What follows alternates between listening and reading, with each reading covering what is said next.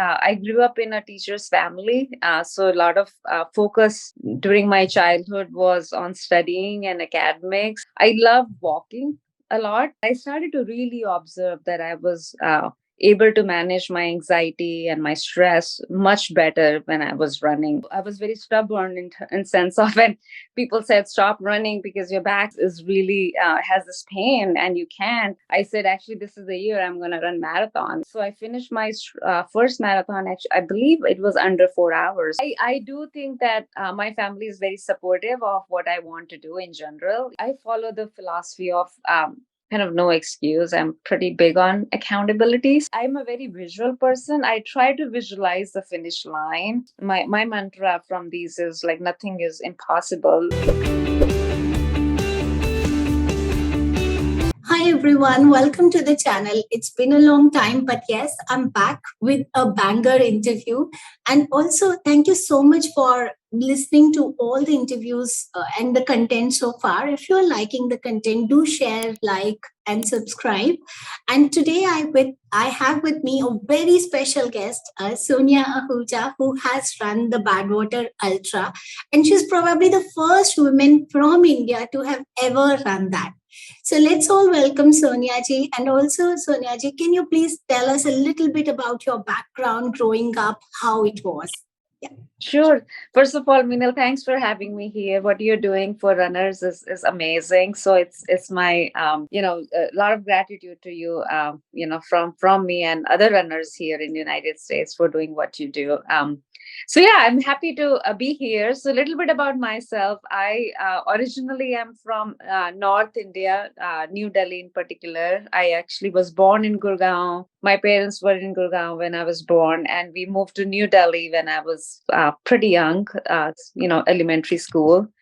And then I went to college there, Delhi University, got my first job in India, but my client was in United States. So that's how I came to United States, was for my first job.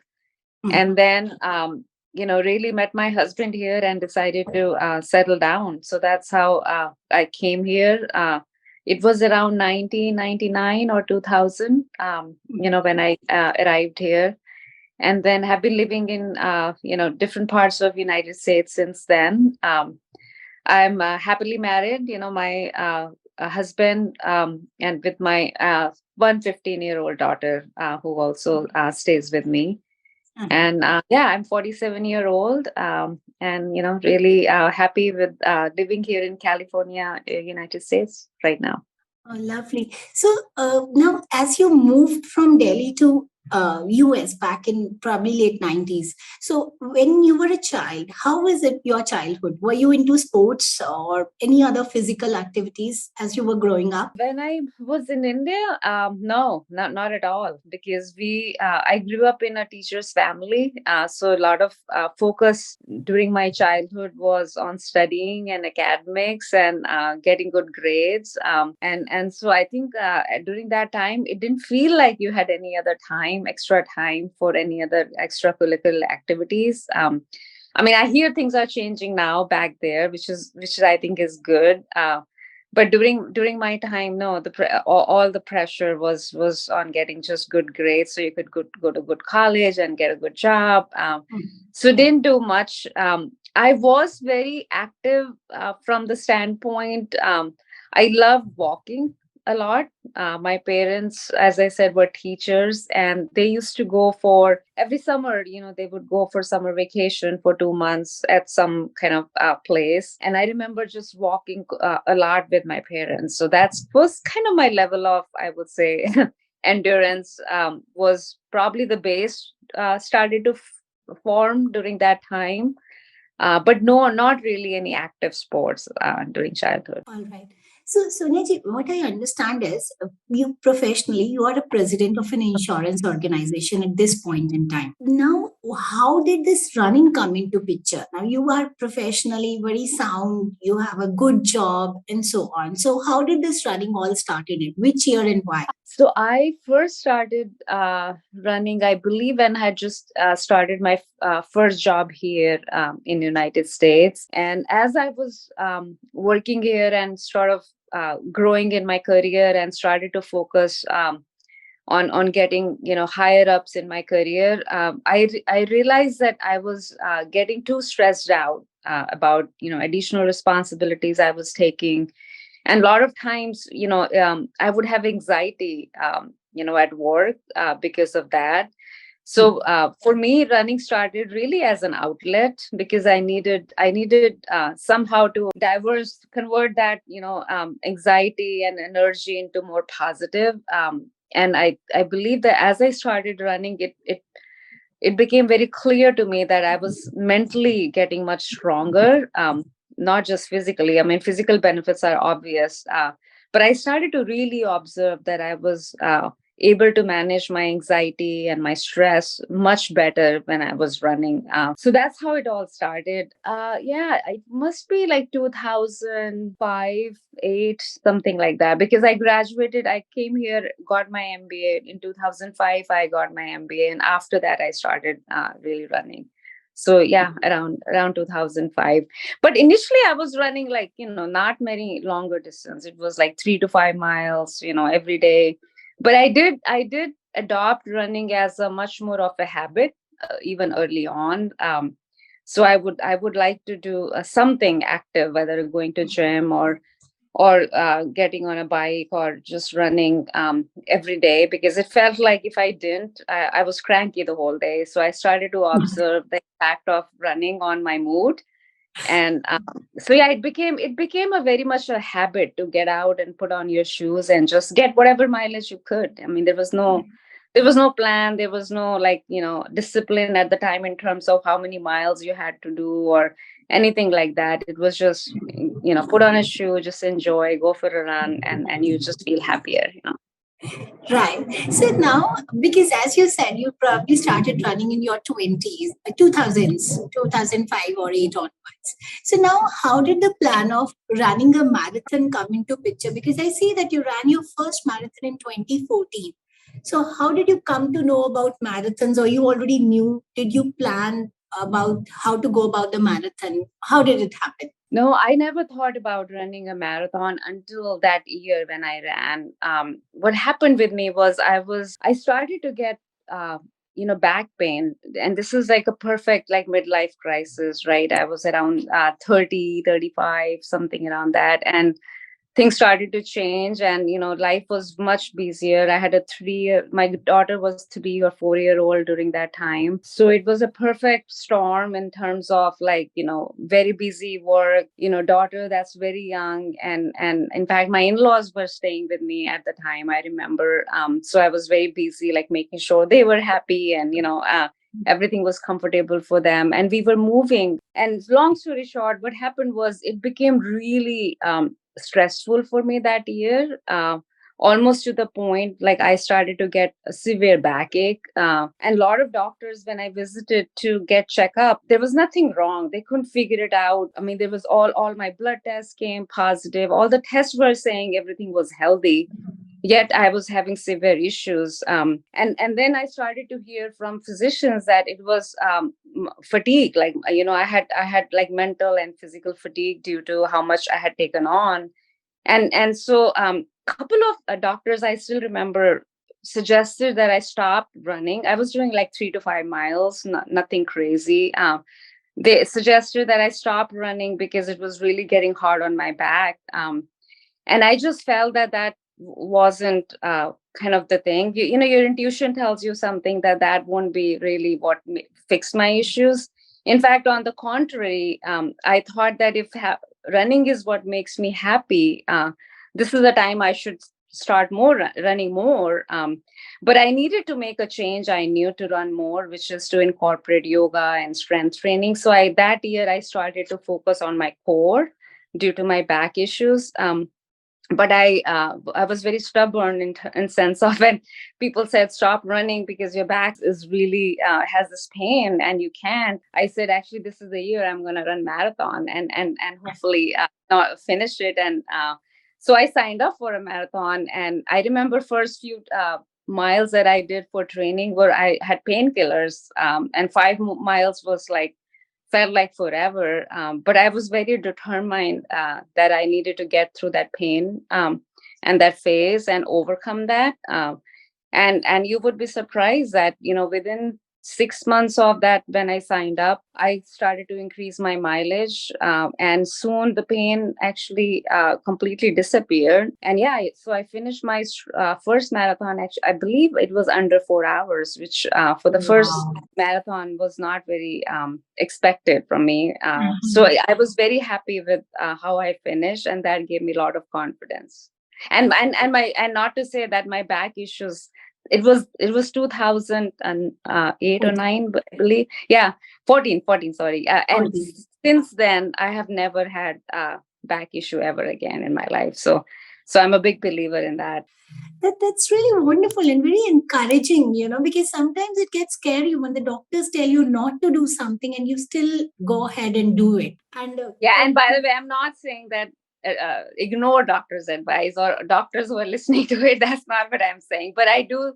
What I'm saying is ultimately, what's causing the issue, and me. I knew that the cause of my issue was really the stress, and I knew the only way I could control and manage my emotions or my stress was through running. So contrary to what people thought, the running might actually deteriorate, I knew that that will actually help me manage my stress. So that's why my gut was saying that if you start doing longer distance, you probably will be okay. And then the second point there is incorporating strength training and yoga and some other form of exercises to strengthen your core is something I incorporated that year, which I believe went a long way on why I never had that issue ever again. no, absolutely. So, were you training with a coach at that time, or were you training yourself? No, I never had a coach till date. Yeah. And Yes. that's another thing. That's something because coming from a non-running background and a non-athletic background, doing it all by yourself means a lot. I think I can personally understand, but that's really nice. I understand, but I think human beings are so complex. It's hard to put them into a stereotype that every person who's having a problem, their solution is one. The solutions are so varied, as in your case, you felt probably and you realized also. Yeah, and although I didn't have never had a coach, I had a lot of support and friends who knew what they were doing. So I would talk to a lot of people. So one thing I definitely benefited is from being a part of local community, like running community. So I'm part of like various running groups. So Mhm. not only I run with them, but when you go through some issues or you need advice, they're there to like coach you or give you advice. So I do a lot of that listening and talking and just brainstorming, whether it's like how to train for ultra, to like if you have an injury, like what's causing that injury, or how do you overcome some of that. So I've had a lot of support just from being a part of running groups. No, that's beautiful. That's beautiful. So now, how was your family's reaction after you having finished? Did they think you have gone crazy signing up for a marathon, or how was it? Did they support it, or were they against it? Yeah, no, my family was not against it, but they did think that I was crazy. None of my family was into running, so it was something that they were not used to. But I do think that my family is very supportive of what I want to do in general. That's kind of our ground rule at home. It's like what makes you happy, you do it, and what makes me happy. So we give each other kind of a little bit more space and respect that way. So I think my husband was very supportive from that standpoint. But yeah, till date, I think they don't understand like why I run. Sometimes we have that joke still is discussed every time over dinner table. It's like, why do you do that? Right, right. I think only runners can understand why the other person runs. Exactly. I said that, Absolutely. and my answer is you have to run to be able to understand why I do that. Absolutely. Because it can't be put into words. Right. So now, after having run the full marathon, you went for your first 50 miler. You increased the mileage. So basically, that's the start of an ultra marathon in 2018. So now, how did that progression happen? Was it natural? Was it something you were aiming towards? Why ultra marathons then? Yeah, so after my first marathon, I signed up for a few more because I really enjoyed that distance and the feeling. And what I started to notice was, most of the times when you finish marathons, or my friends who I was running with, they would be very tired, like in the sense, like, and I'm sure most coaches will tell you to like recover after the marathon, take days off of running, and just make sure you focus on recovery. While my focus was always on recovery after marathon, I just felt this kind of just more energy in some cases, all and almost excitement that I wanted to get for another run. So there were times when I would finish a marathon in the morning, and then in evening I'm going for another run, and for sure I would run the next day. I just couldn't resist the temptation of putting shoes again and going for a run. And that next day run for me started to become like a half marathon sometimes, or longer. So I was doing like full marathon on Saturday, and then I was doing like Sunday, like 13 to 15, sometimes 20 miles. And my body was responding really well to that. So that's when the idea of going longer to me came about, when I started to feel that my body was responding really well to that back to back long runs. I started reading about ultras, and really that's the biggest, I think, part of ultras is you have to be able to run on they call it like fatigue legs, right? And I was doing that very successfully. So then one of my friends said, why don't you try longer distance and see how you do? So that's how I signed up for my first 50 miler, just to see out of curiosity how I feel after that. Awesome. Now, Sunita, I want to understand this also. Now, you had a lot of work pressure also. Now, even if you were not fatigued, but you need to put in that hours and time Yeah. to do those long runs. So, how were you managing that part? Work as well as running. Plus, of course, you had a young daughter. Even if we look back, it was 8, 9 years and a family to take care of. So, how did you manage that all? Yeah, that's a great question. And I will say that wasn't easy. But one thing I learned is, it's like prioritization is very important, right? You can't be everything to everyone. So for me, what became really important was to really be very selective about few things that I want to focus on at any given time. And running to me was, top on my priority list, obviously along with my family and work.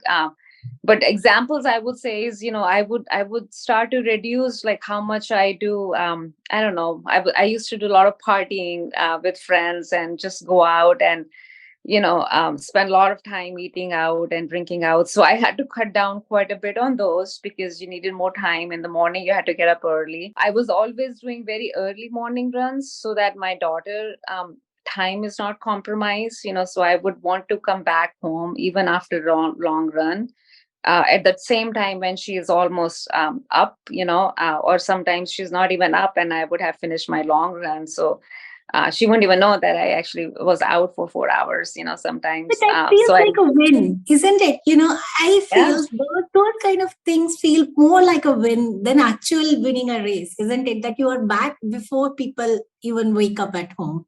So how early were you doing these long runs? I would honestly, for me, I follow the philosophy of kind of no excuse. I'm pretty big on accountability. So for me, I would just calculate, like if we were to, if I needed 4 hours run and 9 o'clock is my daughter's, time to get up, I would just make sure I hit the trail or the road at 5 o'clock. So I would get up. Mostly, I would say around 4ish, and put on my headlamp, if it's dark, and just go for a run. And as you said, I love to see those sunrise, while you're already halfway through your run, and or more than half sometimes, right? Almost finishing your long run. It's a beautiful feeling. So yeah, I used to remember doing a lot of those early morning runs. Now my daughter is a teenager, so she actually doesn't want me to come back early. She wants me to actually run longer now so that she gets her own time. So I think that helps now. Now I I don't do as a morning. No, I can understand. My daughter is just 9, but I'm beginning to understand that phase where she is happy if the mom is away and no bickering around, you know. Oh, it's gonna change. Then the next thing you know is she would want you to go out actually. No, right. So now, Sonaji, from there, now coming to that, if we talk about Badwater, before Badwater, you did a lot of runs. First of all, can you talk to me about the criteria for a Badwater and why did you decide to do the Badwater Ultra Marathon? Yeah, so that's an interesting story. I decided to do Badwater just last year. So it was, a lot of people train for it for multiple years. I have heard they apply multiple years. So it was very interesting that I actually stay only 4 hours from Death Valley. So it's not very far from where I live. But I had never heard of Badwater because I just am not a very race person. I was like, as COVID hit, my mileage increased, but I was really running for my own sake, as I said, for my own mental well being and physical fitness. So although I was running longer distance and more mileage, I wasn't very keen on figuring out what races, or I'm still that way. Like, I don't go for like plan all my races. I just, want to run. So but why Badwater caught my attention is, I first of all love those mountains and the desert. Like, that place, I go there for vacation. We do backpacking, so I'm in love with that course. Last year someone mentioned to me about this race, and I started to do more research, and I thought, wow, this is a course I love to do. So why not? And then secondly, I did observe when I looked at the attendee list that not many women from India or South Asia have actually done this race. And I couldn't understand why there are not many more names I saw on the list. So I started to inquire, and I even remember calling race director Chris Costman and asking him about like why not more women have seen it. And he mentioned to me that not many people have applied from those countries, like in Asia and India, and he didn't feel that there was a lot of people who he was responding. So that kind of piqued my interest, and I wanted to. Part of me wanted to send the message to our community in those countries that a woman can absolutely get into this race, not only get into the race, finish it and finish it strong. So that was a really big motivation for me on why I wanted to do that. Can you talk to me about the criteria fine for the race? Yeah, so to qualify, at least for the last year, it was you had to do 300-mile at least runs. One of them had to be in the past 12 months from the date of application. And then typically, they look for pacing experience, or you had to either crew or pace.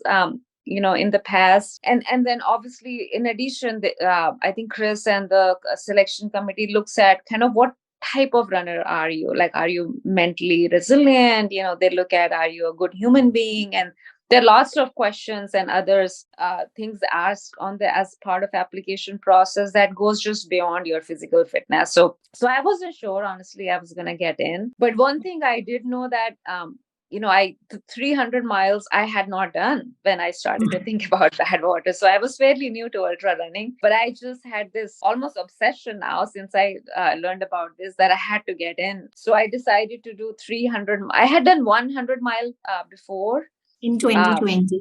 in 2020. That was a hit when COVID had just started, so I had a lot of extra time, so I did that one. But I knew I had to do at least two more, and I decided to do like three races last when I decided this. So I did Miami 100, Brazil 135, and Rio del Gallo 100 was another one.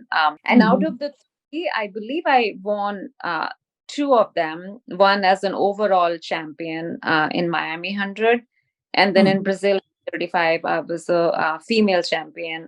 So that gave me a lot of confidence that, not only I thought I could run Badwater, but I felt that I could finish at a good pace. So by the time, I started to apply and really would start training, I had made up my mind that I want to really put my best effort in Badwater and see where I end up. Like, I didn't had any expectation for podium or anything in particular, but what I did expect from myself is put all you got, like, and just do your best. So I and that's exactly what I did.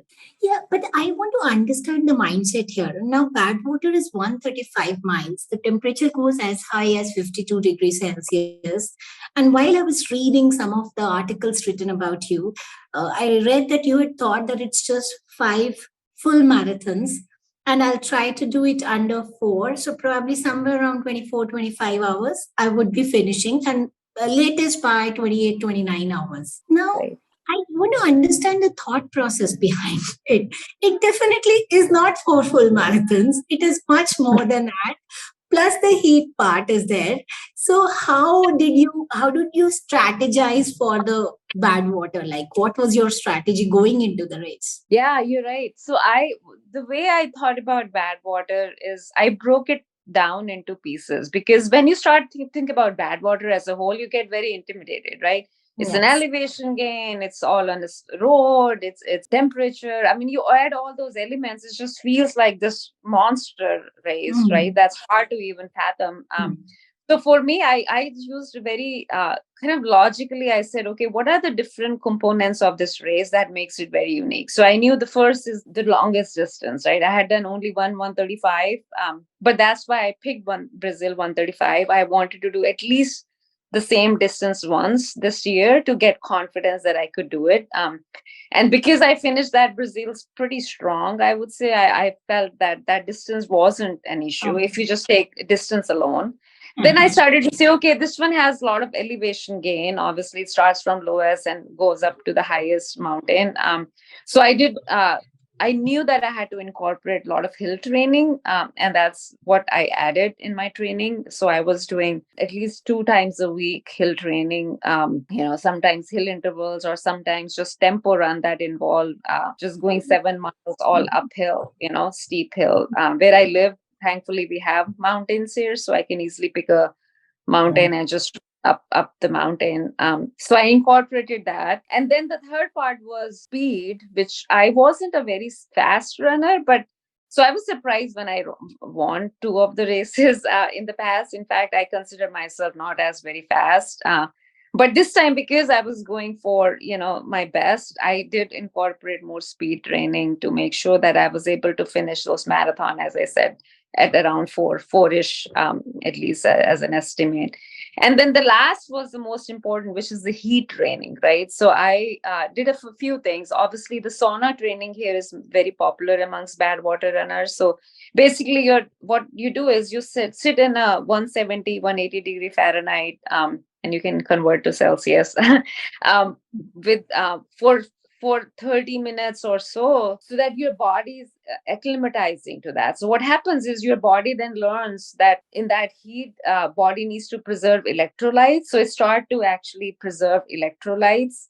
So leading up to the race, 2 to 3 weeks or 4 weeks of that sauna training can make a huge difference in what happens during the race time.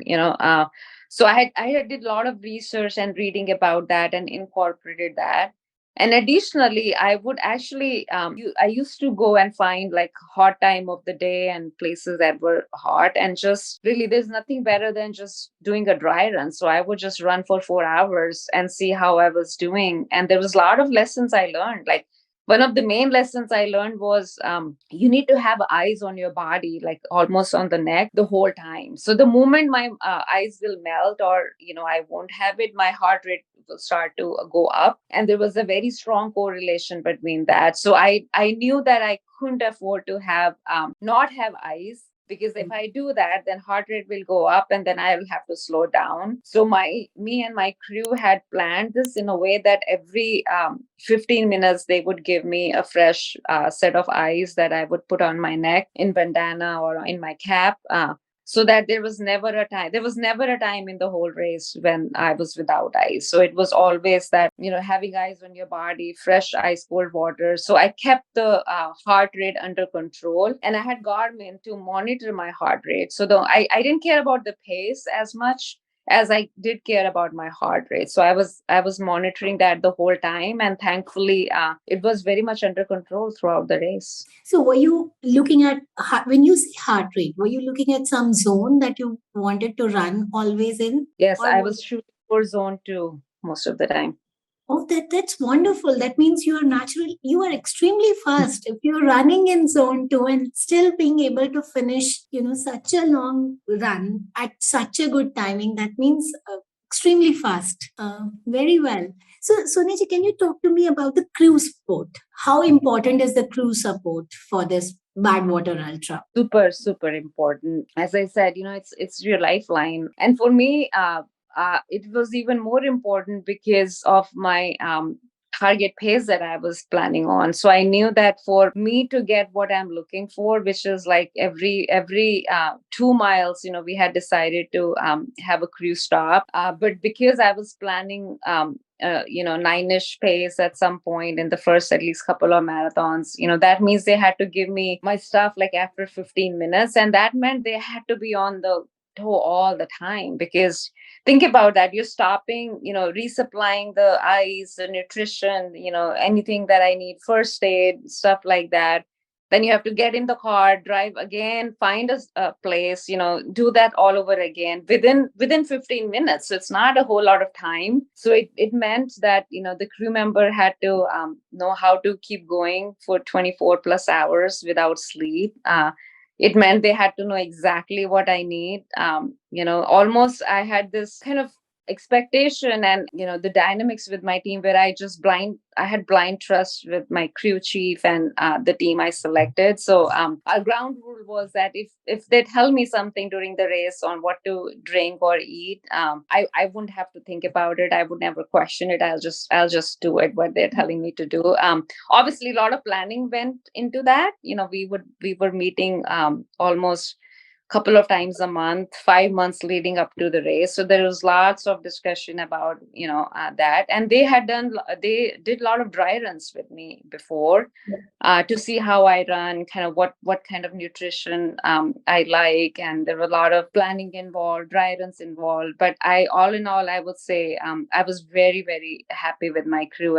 And this win is definitely a team win. It's not just me. I couldn't do it without them. Absolutely. I also want to understand, now, considering you ran very fast, was there a time in a race, this race or any other race, where you were so fatigued that you didn't want to move forward? Mentally, sometimes we feel that, okay, we have no energy left to move forward, and still we push. Does that ever happen with you? I would say mentally not, physically yes. I think mentally, I like the phase when you get to that point when there's some pain involved. There's a little pleasure you get out of that pain. So I don't think I remember any time in any of my races where I said I couldn't do it mentally. In this bad water, there was a time last around Lone Pine, which is only 13 miles left to the finish line. I had significant injury. And I buckled up, my knees kind of completely buckled up, and I kept falling down quite a bit. So I would say my body was somehow responded I had put some ice during a break time, which probably resulted in that my legs got really numb and caused that issue. So physically I was very challenged the last 10 to 13 miles in bad water, and that slowed me down significantly. So I took way more extra in those 13 miles than I had planned for. But I think mentally I was still pretty strong during that time, and I think what got me to the finish line was probably my mental strength. In the end, physically my body had given up. I understand. So, what really, sorry, I think I asked the question wrongly, but you answered it perfectly. But what do you tell your mind, to tell your body to move forward at that point when it becomes physically very difficult to move forward? So, what goes into your mind at that time? That's a great question. And I think when I think about the races I've had, and when I've gone through the pain, or those time, as you say, like you're going through your lows and valleys, I think I'm a very visual person. I try to visualize the finish line, and I try to visualize kind of the moments after that. I also think the your why, like why are you running, is a very important thing. And to me, I kind of try to remember that. I don't listen to music when I run, so I don't listen to a lot of those other anything. I'm just very much in nature, enjoying it, and I just visualize a lot. So whenever I'm going through pain, to me, especially in bad water, I just visualize to be very honest, me at the finish line with my crew with India flag and Wow. all that hard work. I wanted to make sure that we finished strong. So when my body had given up, and I just kept thinking that there is no there's no quitting here, right? In fact, there was people who were talking about like, will I even finish, believe me or not, because my situation at one point got really bad, physically. But I kept visualizing myself with my flag at the finish line, and I think I would say probably that got me over that hump. It's a pretty big feeling being away from the home country or the birth country, and then you still make the country proud in a land which you have adopted now, probably as your own.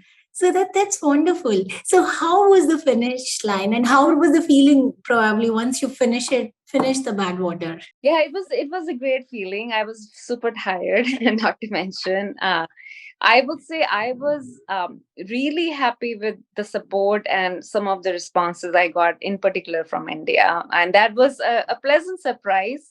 I didn't expect that so many runners in India were following bad water. Neither I expect that I would get so much like response. But as I said, I wanted to make sure. That I put in U.S. Races or international races, India name out there. That was one of my goals, and I was happy that I was able to do that. I was a bit surprised when they told me I was second female. I was like, what? Like I thought, due to my injury and me being really slow towards the end, I thought other runners would have passed me. But then I learned that I was my lead from my other runners was pretty. By that time, I was pretty ahead from everyone else. So nobody really passed me during my that slow time when I was struggling. So part of me was very surprised to hear that, but then I was happy a little bit that I at least kept close to my target, I would say, in terms of number of hours. And then I was very pleasantly surprised with all the responses from India. That was really touched my heart, and even today I feel very fortunate and lucky to get that kind of response. Yeah, not only second gender wise, but you were also placed fourth overall, which is an absolutely big thing. And Badwater is a very popular race in India. All the running groups from all the major cities do follow the Badwater. So, guys, now tell me, you do these mammoth races, right? There's a lot of planning, there's a lot of preparation involved. So how has it affected your work? So do you think that this inspires people out there, or how has it impacted your work environment? Honestly, this contrary to what might people think, this has really positively impacted my work, because the more I run and do these difficult challenges, the more confidence I'm gaining, that nothing is my mantra from these is like nothing is impossible. And once you put your mind to anything, and you have a obviously you have to train and you have to put your hard work to accomplish that, but it's doable, and it's absolutely achievable. And I apply the same fundamentals to my work. I set my goals and objectives of me, my business that I manage and team pretty high, and I'm known for that. But at the same time, then we put together a plan on how we are going to hit those numbers, or how we're going to accomplish those results, right? And I think it gives me a lot of confidence from running that the same things can be done at work. And my coworkers know that, my leaders know that, my team knows that. So and I think I've seen that that has actually helped me become a better leader, a better professional, and a better worker overall. From a time management perspective, it can be challenging. So I won't sugarcoat that. But the way I manage that is, as I said, there's no I don't get stuck too much on the structure, in terms of like, if I have to run 10 miles in a day, for example, it if it doesn't happen in the morning, I will break it down into two parts. Like, I'll go 5 in the morning and 5 in the evening. Sometimes, if sometimes during lunch I would get my yoga done, even if it's like 20 minutes, right? So I try to find pockets of time between my work that I can find and try to squeeze in whatever activity I need to stay on track overall in terms of plan. But I don't beat myself down too much if there is a bit variation from one day to another, as long as I'm making progress and kind of not cheating overall, right? And I think so far I would say I've been doing okay on that. But I do have higher expectations from me. I don't let people or others things that come up be my excuse, so I try to hold myself accountable for meeting my goals. And that's why you are where you are. For sure. And I think now people working with you might find it very difficult to come up with an excuse because they know that it can't be taken. So from there, Suneji, let's talk about nutrition a bit. Now, do you take any supplements like protein powders, gels while you run these distances? Wow, yeah, I'm a little bit different on this one, maybe too. Or maybe other people are too. I'm not a very big fan of gels and kind of those products. I like to be as natural as possible. So for me, what has really worked in terms of protein, I like to, I'm a vegan, so I do a lot of kind of plant-based protein in general, like lentils, beans, just in my overall meal.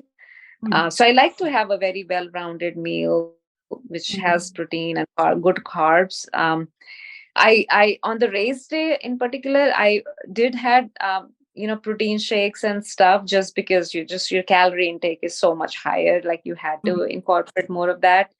But generally when I'm training, or kind of when I'm at home, I'm more of like natural food. Try to not have as much protein powder, but just go for more protein based meal. And same as with things like gel, I try to avoid them as much as I can. If I have to take it, I will. But I like to have my kind of dates. I would have bananas and a lot of potatoes, or mashed potatoes, or sweet potatoes, like anything that I can find more naturally. It's easy to digest. There's no risk in terms of all those chemicals. Sometimes I feel like people feel nausea, and stomach can get upset if you are on mm. a lot of other products. And since I don't use them for training, I'd like not to use them for race as well. But once in a while, if I can't take anything else and I'm running low on calories, I remember my crew saying, like, you need to take more calories. And sometimes I had to take gels a couple of times during Badwater. All right. So is being vegan a conscious decision, or when was it that happened? Like, being vegan. Yeah, that's a very interesting story too. So vegan, I wasn't vegan when I ran my first marathon or some subsequent. Then what happened is, as most marathons go through, at least in US, at some point, you after doing a few marathons, you say, okay, I want to run Boston now, right? Boston Marathon is kind of the ultimate. And you had to hit certain pace to qualify for Boston.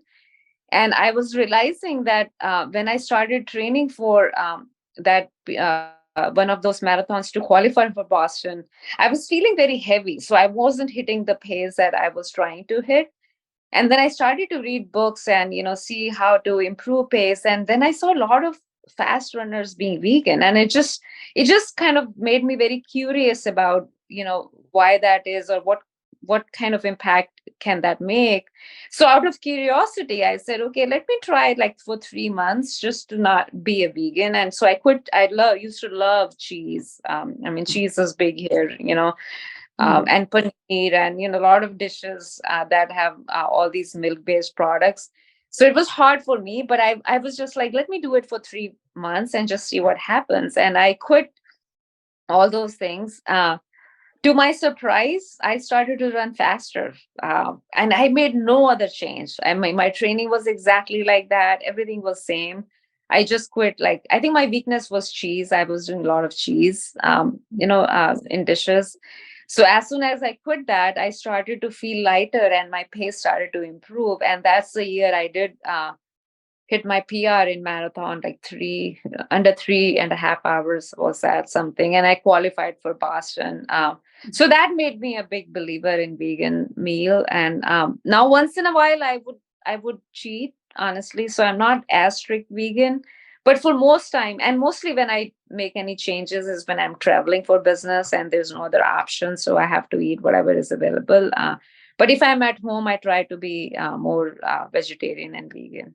I like the idea, not linking yourself with a particular word, but at the Yeah. same time, trying to do in most of the time what is okay to do, what is easier to do, rather than, just sticking your head and declaring Yes. yourself, no, I'm vegan. And then I think absolutely beautiful idea. That's how it should be, rather than, putting ourselves in a box that, okay, I am this. Lovely to know that. But from there, okay, Sunitya, let's move on to the female hygiene products. When you talk about these runs, so are you still under your menstrual cycle? Yes. Okay, so do you use pads or tampons or cups? I use pads. Oh, still like such long races. So I don't know how to ask. Isn't it uncomfortable? Or do you run during your periods? Yes, I never skip my run ever for periods for the reason of periods. Yeah. Oh, hats off to you then. This has it been like, how longer have you run during your periods? Whatever my plan says I have to run, I do. I've done my longest, I've done 100 miles on periods. Oh God. that's It wasn't pretty, but I did it. that's another level altogether. Because when I started, running, I think I found it absolutely difficult, and that's when I thought, okay, now I have to switch from pads to tampons, and but then yeah, hats off to you. Still managed to do with the pads, but then nice, Yeah. very nice. So, how if you ever have to send one message to the older you, probably in 2014 when you had the back pain and when you decided to do a marathon, what message would you want to give yourself, younger yourself? Yeah, that's a great question. I would say, based on my own experiences, especially lately, as I've done more ultras and I've won a few, I would say, the way I think about that is I went into these races just saying, okay, I obviously want to finish it, want to finish strong, but I also wanted to have fun. That was always my ground rule with the crew and myself. It's like the main thing I want to do is have fun. And then obviously I train for it. I work hard uh, during my training. So I think I would say, if you train for whatever goals you're establishing, right, and you really have fun and passion for what you're doing, sky's the limit. So I would say, go for bigger things. Dream big. That's my biggest takeaway from doing Badwater.